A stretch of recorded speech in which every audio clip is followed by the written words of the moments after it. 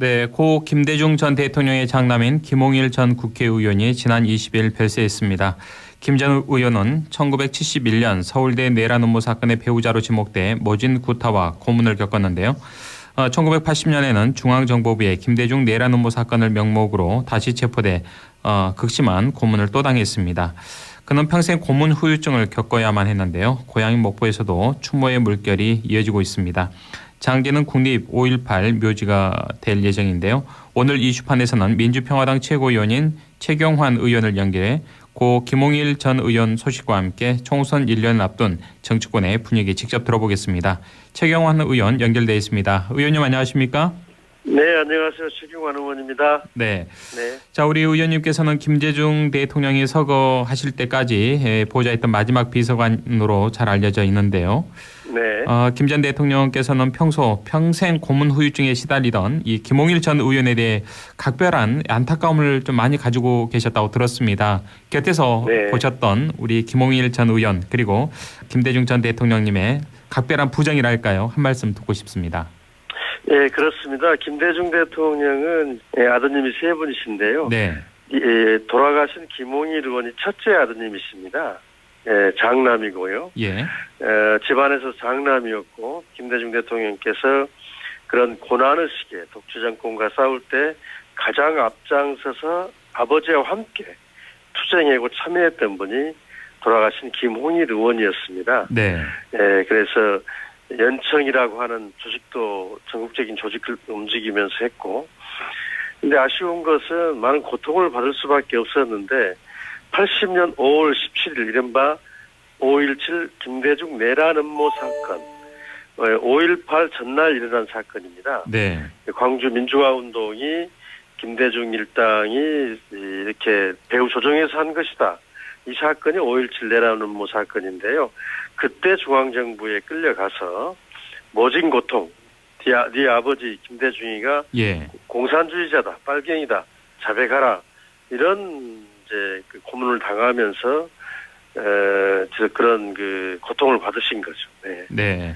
네. 자, 두 차례에 걸쳐서 한 번은 대학원생 시절에 또 고문을 당했고 또 한 번은 80년 5월 17일 정말 80년 광주 민중항쟁 당시 직전에 또 보안사에 연행돼서 모진 고문을 당했는데요. 당시 그 네. 후유증으로 다리도 좀 엄청 불편하게 됐고요. 또 말을 하는데도 상당한 어려움을 겪었지 않습니까? 그 후유증으로요. 그렇습니다. 그러니까 네. 80년 그 내란 음모 중앙정보 수사 때 아버지가 빨갱이다, 또 뭐 이런 걸 이제 고문을 하니까 예. 그걸 부인하다가 참 예. 내가 이런 허위 자백을 할 바에는 내가 죽어버리겠다 이런 생각을 해가지고 예. 자살을 시도해요. 그 안에서. 그래 책상에 올라가서 머리를 시멘트 바닥에다 쳐박고 뛰어내리는데요. 그때 예. 이제 목을 다치게 됩니다. 아, 그렇군요. 그래서 그 예. 후유증으로 파킨슨병. 예. 파킨슨병이라는 것은 근무력증이라고 할 수 있습니다. 루게릭 같은요. 그렇죠. 모든 그 근육에 힘이 빠져버리고 그래서 그분은 그 10여 년 이상 의자에도 앉지 못하고 누워서 돌아가실 때까지 이렇게 생활을 하셨고 네. 그렇게 아주 고통을 많이 받고 돌아가셨는데 김대중 대통령께서 생전에 살아계실 때도 그 아들에 대해서 각별하셔서 나 때문에 저런 고통을 받았다 해가지고 예. 참 걱정을 많이 하시고 또 아들 생각하면서 많은 눈물도 흘리시고 그러셨죠. 예. 그런 적이 있습니다. 제가 예. 모시고 있을 때 동교동으로 외부 일정 끝나고 들어오시다가 차 돌려라, 홍일이한테 가보자. 서교동으로 가서 한참 예. 병석에 누워있는 아들 김홍일을 보고 이따가 집으로 돌아오신 일들이 예. 기억이 납니다. 자, 우리 최경환 의원님께서는 또 고 김대중 전 대통령님과 상당히 또 각별한 마지막 또 비서관이었고 가장 또 믿음직스러웠던 가장 믿으셨던 비서관 중에 한 분이셨을 텐데 김홍일 전 의원님과도 꼭 각별한 그런 가족의 이상 그런 관계셨죠? 저는 이제 바로 김홍일 의원님을 직접 보좌하거나 예. 같이 활동하는 연배는 아니고요. 예예. 그런데 가족으로서 또 그렇죠. 그분이 가장 지근거리에서 민주화 운동에 지켜봐셨을 헌신한 텐데. 것으로서는 잘 알고 그렇죠. 또 그 가족분들 윤혜라 여사를 비롯해서 예. 김대중 대통령이 사랑하는 손녀딸도 따님이 세 분이거든요. 네. 큰아들이 낳은 자제분들이 세 분인데 김대중 대통령께서는 손녀들이죠. 네. 그 손녀들을 각별히 좋아하셨어요. 그래서 그런 분들하고 교류를 하고 지내왔습니다. 네. 자, 그래서 이 같은 고초를 겪고 나서 또 훗날 민주화가 됐고 또 민주화 운동 유공자로 선정이 돼서 명예 회복을 이뤘습니다.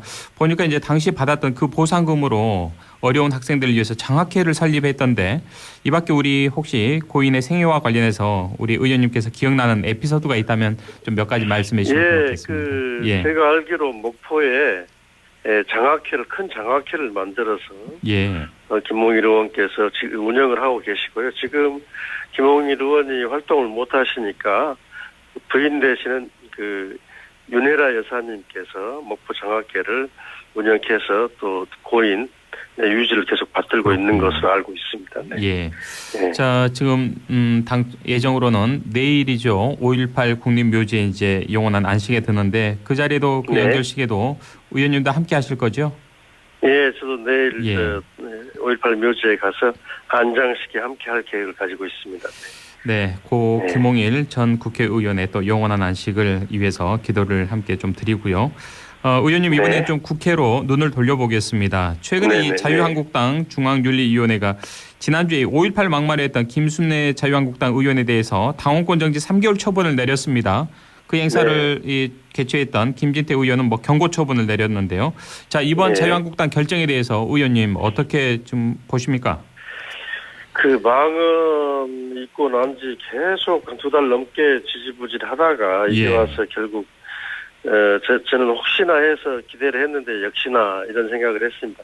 매우 실망스러운 결정이고요. 네. 정말 소음방망이 결정이고 면죄부를 준 것이다. 이렇게 보고 있습니다. 네. 특히 이제 다음 달이 5.18 39주년 행사가 광주에서 열리지 않습니까? 예.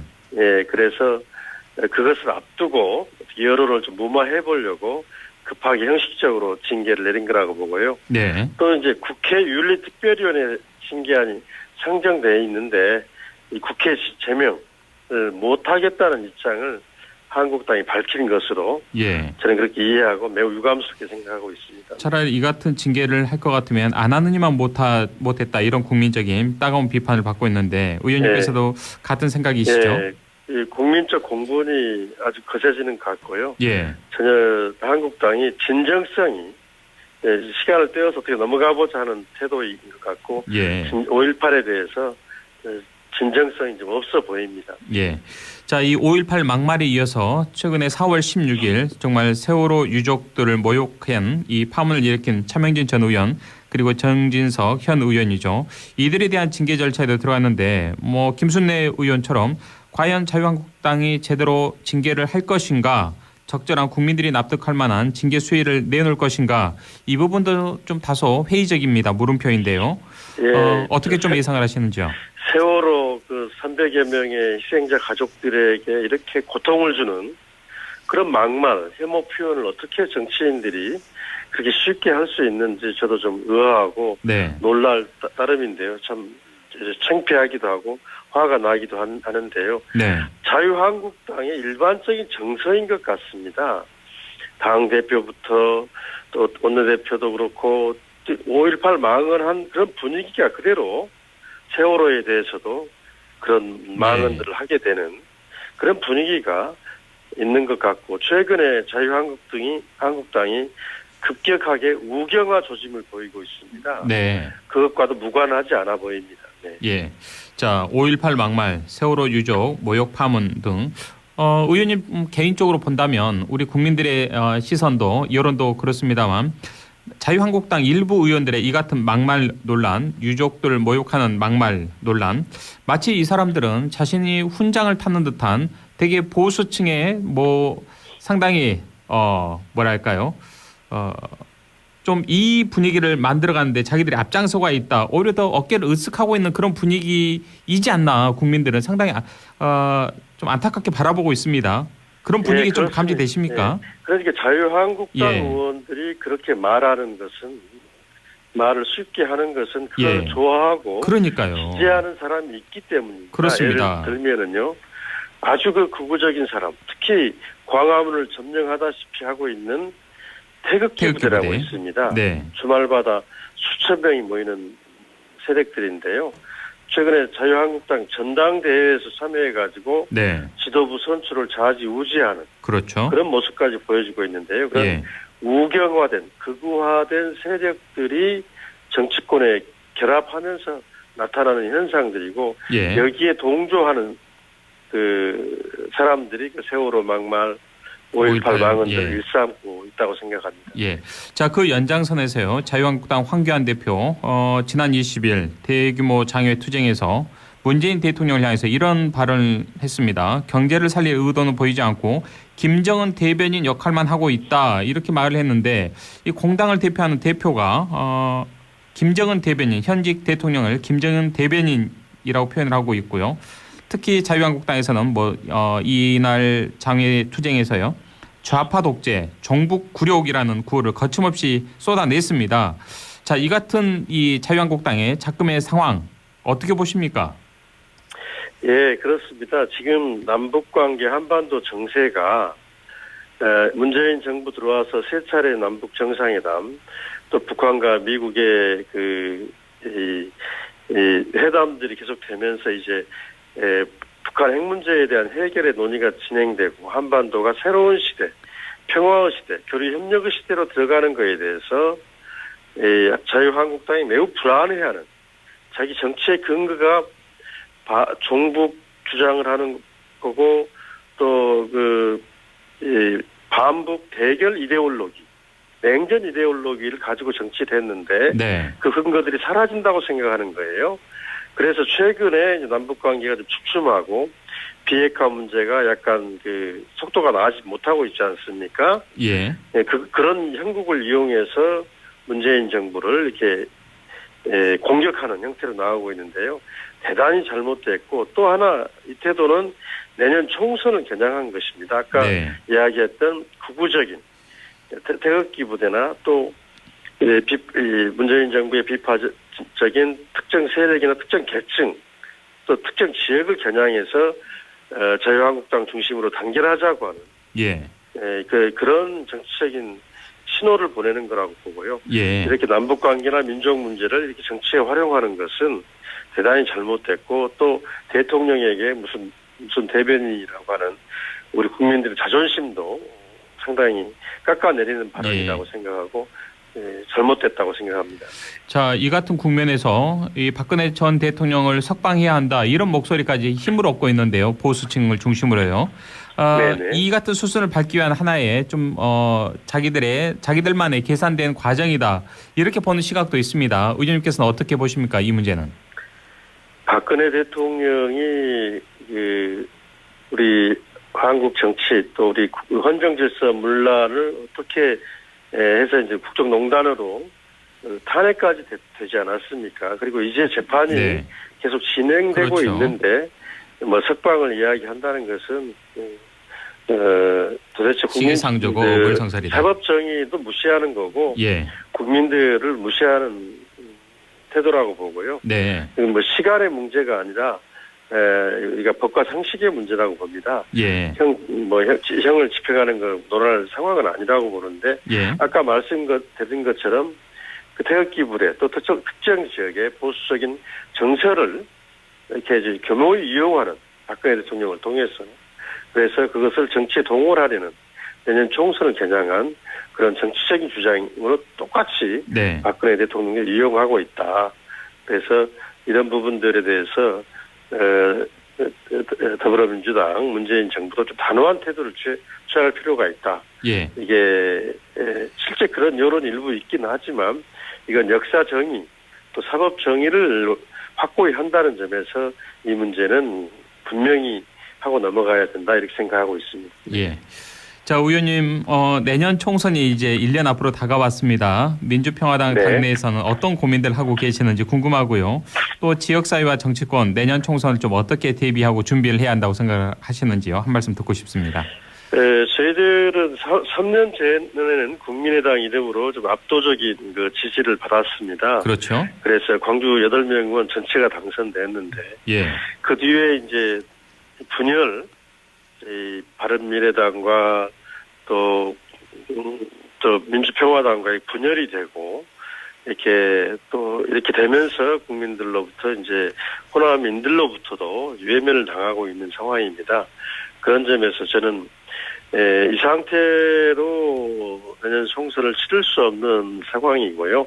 새로운 변화와 정계 개편을 시도해야 된다. 그래서 국민들의 제1당, 제2당 양당제의 그 적대적 공생을 막아내는 건강한 3지대를 만들어서 네. 국민들의 심판을 다시 받아야 된다 생각을 하고 있고요. 그런 점에서 저는 호남 야권의 재통합, 그러니까 민주평화당, 또 바른미래당, 또 무소속으로 계시는 분들, 네. 이런 부분들이 다시 재결합해서 출발하는 것이 그 제3지대의 출발이 되어야 된다. 이런 주장을 하고 그런 노력을 하고 있습니다. 네. 예. 자, 의원님, 그런 삼지대 통합론, 바른미래당 그리고 무소속 의원들까지 통합하는 그 삼지대 통합론에 대해서 지역민들의 시각은 좀 이런 것도 있습니다, 의원님. 총선 때만 되면 이 합종 연행하는 모습이 이제 좀 지겹다 이런 시각도 있는데 이런 모습들이 과연 우리 주민들이 보기에는 상당히 좀 아름다운 모습은 아닌 것으로 비춰지는데 맞습니다. 이 점에 대해서 어떻게 보십니까? 절대적으로 예. 그렇습니다. 정치공학적으로 정치적 그렇습니다. 이합 집사는 전혀 박수를 받지 못합니다. 네. 그래서 저는 이제 그것을 출발점으로 해서 그러니까 바른미래당을 볼 때나 민주평화당을 볼 때나 너무 호남 사람들만 뭉쳐있고 세력이 너무 약하다. 예. 덩치를 키우라는 이야기도 합니다. 그래서 일단 호남 야권 재통합을 통해서 전국적으로 좀 그 3당의 세력을 키워나가는, 그래야지 그 역량을 가져야지 주민들이 다시 바라볼 거라고 생각하고요. 네. 그러니 제3지대의 건강한 그 중도 개혁 노선에 정당을 세우는 노력이, 전국 정당의 노력이 반드시 필요하다고 보고, 무엇보다도 주민들과의 소통, 주민들의 판단이 제일 중요하다고 생각하고 있습니다. 네, 알겠습니다. 의원님께서는 내일 이 전남대학교에서 김대중 리더십을 주제로 초청 강연을 하실 계획이신데, 자, 네. 이번 강연에서 김대중 전 대통령님의 생애와 함께 김 전 대통령의 말과 글의 리더십을 소개하실 계획으로 알고 있습니다. 이 시대 네. 우리에게 김 전 대통령의 어떤 리더십이 필요하다고 생각을 하시는지 한 말씀 듣고 싶습니다. 김대중 대통령은 한마디로 성공하는 인생을 사는 리더십입니다. 우리가 인생에서 어떻게 성공할 것인가. 그러니까 김대중 대통령은 우리가 어떤 원칙을 가지고 살 것인가, 어떤 이상을 가지고 살 것인가, 이것도 중시하셨지만 그런 원칙과 이상을 실천하고 현실에 성공시키기 위해서 어떤 태도를 가져야 되느냐, 어떤 능력을 가져야 되느냐, 이런 내용을 이야기를 많이 하셨고요. 그런 네. 점에서 학생들에게 그 두 가지 조화, 병행, 이걸 좀 강조해서 이야기를 하려고 그러고요. 그런 점에서 이제는 돈과 권력이나 이게 리더십이 아니고 말과 글이 리더십이다. 네. 말을 잘하는 사람, 글 잘 쓰는 사람 되자. 이런 이야기를 좀 내일 이야기를 하려고 합니다. 네, 알겠습니다. 짧은 시간이지만 끝으로 이 방송을 듣고 계신 우리 지역민들에게 당부의 말씀, 하시고 싶은 말씀 한 말씀 좀 해주시고 오늘 인터뷰 정리하겠습니다. 예, 이제 앞으로 2, 3개월 후면은 이제 광주에서 세계 수영 선수권 대회가 있는데요. 우리 시민들이 크게 높이 참여를 해서 또 전국적으로 많은 국민들이 오셔가지고 수영 선수권 대회를 좀 성공시켰으면 좋겠고요. 내년 총선과 관련해서 여러 가지 의견들이 있습니다만은 호남이 이제 그 양당제에 편입될 것인지, 또 적자 목소리를 내서 다당제 정치 발전을 계속 이루어갈 것인지, 우리 최고의 정치 의식을 갖고 계시는 시민들께서 많이 논의를 해주시고 우리 정치 발전에도 힘을 모아주시길 좀 당부드리겠습니다. 예, 알겠습니다. 지금까지 민주평화당 최고위원인 최경환 의원과 이야기 나눴습니다. 의원님 오늘 바쁜 일정에도 불구하고 인터뷰 고맙습니다. 예, 감사합니다. 네.